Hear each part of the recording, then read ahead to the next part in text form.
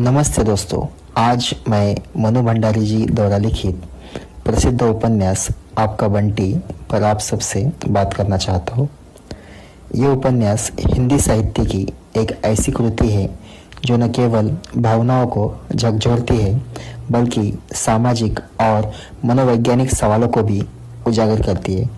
यह उपन्यास एक टूटते परिवार और उसमें फंसे एक मासूम बच्चे बंटी की मार्मिक कहानी है।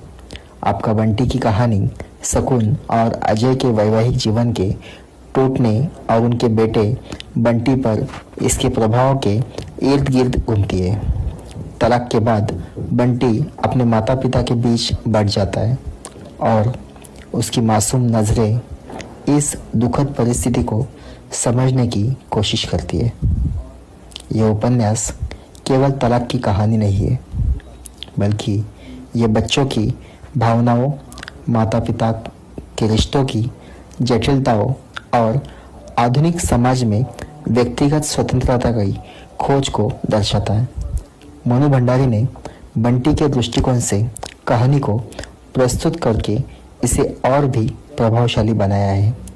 बंटी की मासूमियत, उसका अपने माता पिता के प्रेम के लिए तरसना और असुरक्षा की भावना पाठक के दिल को छू लेती है।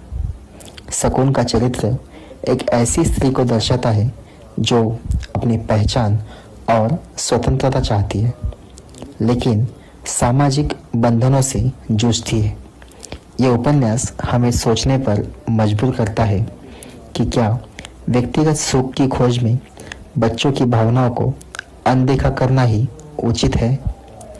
लेखिका मनु भंडारी जी की सरल, सहज और भावनात्मक भाषा कहानी को और भी जीवंत बनाती है।